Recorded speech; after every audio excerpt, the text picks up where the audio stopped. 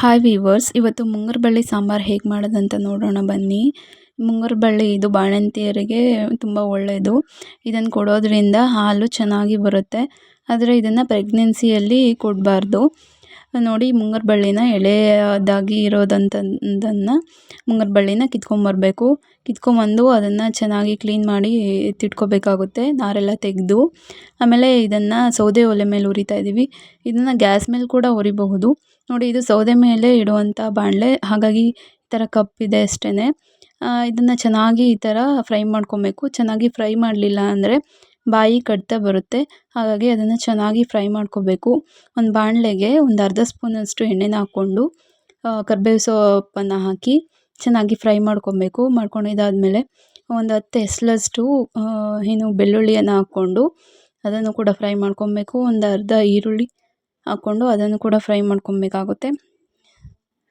ಎಲ್ಲದನ್ನು ಕೂಡ ಚೆನ್ನಾಗಿ ಫ್ರೈ ಮಾಡ್ಕೊಂಡಿದ್ದಾದಮೇಲೆ ಒಂದು ಜಾರನ್ನು ತಗೊಂಡು ಆ ಜಾರಿಗೆ ಏನೇನು ಹುರ್ಕೊಂಡಿರ್ತೀವೋ ಅದನ್ನೆಲ್ಲ ಹಾಕ್ಕೊಬೇಕು. ಬೆಳ್ಳುಳ್ಳಿ, ಈರುಳ್ಳಿ, ಹಾಗೆ ಮುಂಗರ್ ಬಳ್ಳಿ, ನಂತರ ಕರಿಬೇವು, ಆಮೇಲೆ ಈರುಳ್ಳಿ, ಇಷ್ಟೆಲ್ಲದನ್ನು ಹಾಕಿ ನಂತರ ಸುಟ್ಟಿರೋಂತಹ ಹಪ್ಪಳನ ಹಾಕಬೇಕು. ಸುಟ್ಟಿರೋಂಥ ಹಪ್ಪಳ ಹಾಕೋದ್ರಿಂದ ಟೇಸ್ಟು ತುಂಬ ಚೆನ್ನಾಗಿರುತ್ತೆ. ನಂತರ ಒಂದು ಸ್ಪೂನಷ್ಟು ಕಡಲೆನ ಹಾಕ್ಕೊಬೇಕು.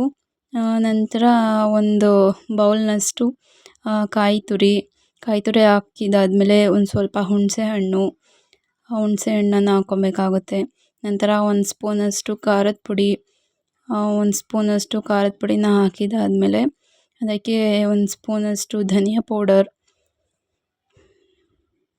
ನೋಡಿ, ಒಂದು ಸ್ಪೂನಷ್ಟು ಧನಿಯಾ ಪೌಡರ್ನ ಹಾಕ್ಕೋಬೇಕಾಗುತ್ತೆ. ಧನಿಯಾ ಪೌಡರ್ನ ಹಾಕಿದಾದ್ಮೇಲೆ 1.5 ಚಮಚದಷ್ಟು ಉಪ್ಪು, ಇದೆಲ್ಲದನ್ನು ಹಾಕಿ ಅದಕ್ಕೆ ರುಬ್ಬೋದಕ್ಕೆ ಎಷ್ಟು ನೀರು ಬೇಕೋ ಅದೆಲ್ಲ ಹಾಕಿ ರುಬ್ಬಿ ಎತ್ತಿಟ್ಕೊಬೇಕಾಗುತ್ತೆ. ನಂತರ ಒಲೆ ಮೇಲೆ ಒಂದು ಪಾತ್ರೆನ ಇಟ್ಕೊಂಡು ಅದಕ್ಕೆ 1-2 ಸ್ಪೂನಷ್ಟು ಎಣ್ಣೆನ ಹಾಕ್ಕೊಂಡು ನಂತರ ಅದು ಕಾದ ನಂತರ ಸಾಸಿವೆನ ಹಾಕ್ಕೊಬೇಕಾಗುತ್ತೆ.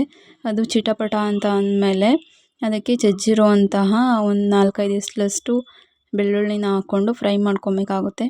ಆ ಬೆಳ್ಳುಳ್ಳಿ ಫ್ರೈ ಆಗಿದ್ದಾದಮೇಲೆ ಅದಕ್ಕೆ ಕರಿಬೇವನ್ನು ಹಾಕ್ಕೋಬೇಕಾಗುತ್ತೆ. ನೋಡಿ, ಬೆಳ್ಳುಳ್ಳಿನ ಚೆನ್ನಾಗಿ ಫ್ರೈ ಮಾಡ್ಕೊಂಡಿದ್ದಾದಮೇಲೆ ಕರಿಬೇವನ್ನು ಹಾಕ್ಕೊಬೇಕಾಗುತ್ತೆ. ಕರಿಬೇವನ್ನು ಹಾಕ್ಕೊಂಡು ಆವಾಗಲೇ ರುಬ್ಬಿ ಇಟ್ಕೊಂಡಿದ್ದಂತಹ ಮಸಾಲೆನ ಒಗ್ಗರಣೆಗೆ ಹಾಕ್ಕೋಬೇಕಾಗುತ್ತೆ. ಒಗ್ಗರಣೆಗೆ ಹಾಕ್ಕೊಂಡು ಅದನ್ನು ಚೆನ್ನಾಗಿ ಫ್ರೈ ಮಾಡ್ಕೊಬೇಕು. ಅದನ್ನು ಫ್ರೈ ಮಾಡ್ಕೊಂಡಿದ್ದಾದಮೇಲೆ ಏನಂತ ಅಂದರೆ ಜಾರಲ್ಲಿ ಏನಿರುತ್ತೋ ಅದನ್ನು ಸ್ವಲ್ಪ ನೀರು ಹಾಕ್ಬಿಟ್ಟು ತೊಳೆದು ಹಾಕ್ಕೋಬೇಕಾಗುತ್ತೆ. ಹಾಕ್ಕೊಂಡಿದ್ದಾದಮೇಲೆ ಆ ಸಾರನ್ನು ಚೆನ್ನಾಗಿ ಕುದಿಸ್ಬೇಕು. ನೋಡಿ, ಹೀಗೆ ನಮ್ಮ ಮುಂಗರ ಬಳ್ಳಿ ಸಾಂಬಾರು ರೆಡಿ ಆಗುತ್ತೆ. ನೋಡಿ, ಹೀಗೆ ಚೆನ್ನಾಗಿ ಕುದಿಸ್ಬೇಕು. ಓಕೆ, ಪ್ಲೀಸ್ ಸಬ್ಸ್ಕ್ರೈಬ್ ಮಾಡಿ, ಹಾಗೆ ಲೈಕ್ ಮಾಡಿ, ಶೇರ್ ಮಾಡಿ. Thank you.